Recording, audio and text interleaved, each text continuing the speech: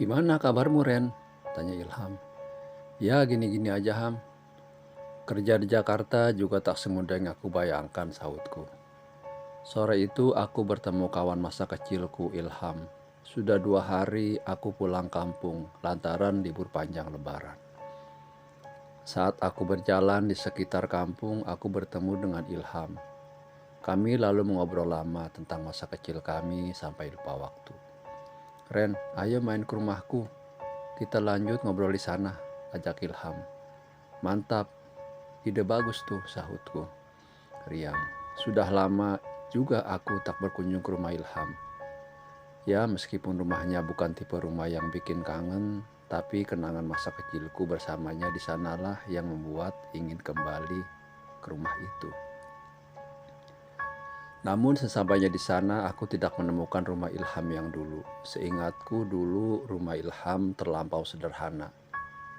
Dia pun terpaksa putus sekolah karena harus membantu ayahnya berjualan di warung makan. Tapi yang kulihat sekarang adalah rumah lantai 2 yang benar-benar mewah. Sejak kapan Ilham jadi kaya? Ah, aku tak ingin berpikir macam-macam. Mungkin nanti Ilham akan menceritakannya sendiri kepadaku. Ilham lalu mempersilahkan aku duduk masuk. Di dalam ternyata tak ada siapa-siapa. Mana ayah, ibu, dan kakak Latih? Apa mungkin mereka sedang keluar ya?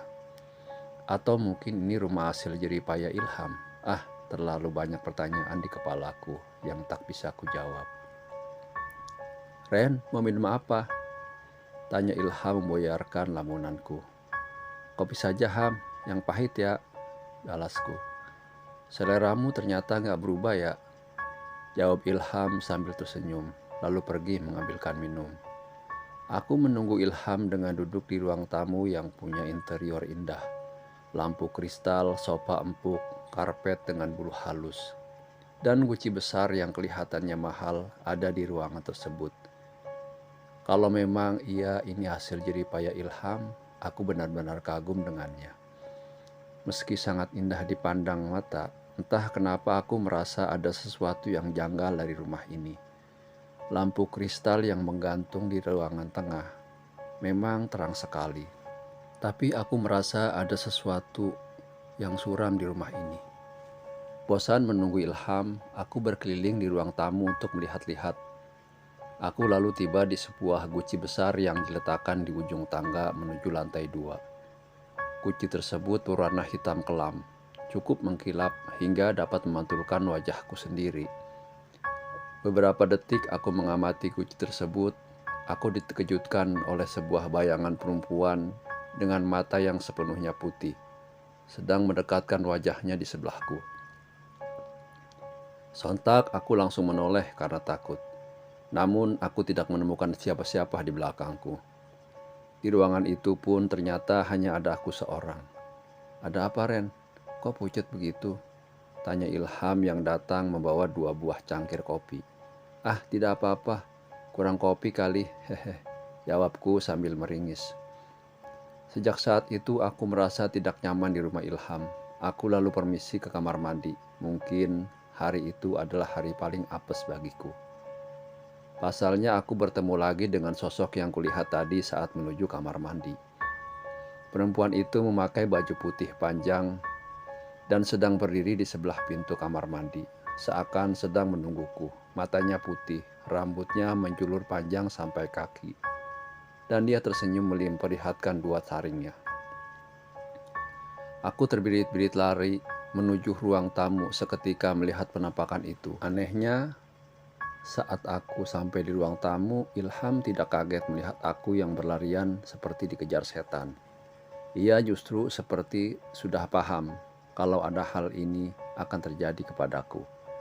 "Ren, ikut aku," ajak Ilham untuk keluar rumah. Ilham lalu mengajakku ke warung yang tak jauh dari rumahnya. Ia lalu bercerita bahwa kejadian yang menimpaku adalah ulah peliharaan bapaknya. Bapaknya Ilham ternyata menyepakati sebuah perjanjian dengan iblis untuk melakukan pesugihan. Itulah sebabnya dia punya rumah sebesar itu. Awalnya Ilham tidak mengetahui perbuatan bapaknya. Akan tetapi semua itu terungkap setelah kakak dan ibunya meninggal akibat dijadikan tumbal oleh bapaknya. Kini Ilham harus hidup sendirian lantaran bapaknya juga ikut meninggal akibat pesugihan itu. Sepertinya hanya tinggal menunggu waktu untuk aku jadi target berikutnya, Ren, katanya dengan nada sedih. Aku tidak tega melihat keadaan Ilham. Aku lalu sepakat untuk membantunya lepas dari kutukan tersebut. Malam itu juga kami mengunjungi seorang sesepuh desa bernama Mbah Waringin. Setelah menceritakan duduk perkaranya, ia kemudian mau membantu Ilham. Kemudian kami bertiga kembali menuju ke rumah Ilham. Di sana Mbah Waringin melakukan kegiatan klinik dengan menerawang kekuatan peliharaan pesugihan di rumah itu. Beberapa menit kemudian Mbah Waringin menemui kami yang menunggu di teras rumah. Makhluk ini sangat kuat, aku harus membuangnya agar ia tidak mengganggumu lagi, katanya kepada Ilham. Mbah Waringin lalu menyuruh kami mencari kendaraan untuk menuju sebuah hutan yang muncul di penglihatannya. Ilham lalu berhasil meminjam sebuah mobil kap dari tangganya. Tak menunggu waktu lama, kami akhirnya menuju hutan yang dimaksud Mbah Waringin. Sesampainya di sana, kami disuruh menunggu di mobil oleh Mbah Waringin. Ia lalu keluar mobil dengan membawa sebuah bungkusan sarung yang kami tidak ketahui benda di dalamnya. Sekitar setengah jam kemudian Mbah Waringin datang kembali dengan membawa bungkusan kain putih yang sudah kotor dengan tanah. Cepat nyalakan mobilnya dan kendarai secepat mungkin. Dan jangan sekali-sekali kalian melihat spion, kata Mbah Waringin. Lalu aku cepat-cepat memutar mobil dan menginjak gas secepatnya. Hutan yang gelap itu kini hanya ada suara gas mobil kami yang terdengar ngebut. Tiba-tiba ada goncangan berasal dari belakang mobil. Seperti tahu siapa itu, Mbah Waringin lalu komat kamit merapal mantra untuk mengusirnya. Namun Ilham yang sedang panik itu tak sengaja melihat spion untuk melihat siapa yang sedang mengganggu kami di belakang. Nahas, usaha kami melepaskan perjanjian itu digagalkan sendiri oleh Ilham. Goncangan itu berhenti pada akhirnya.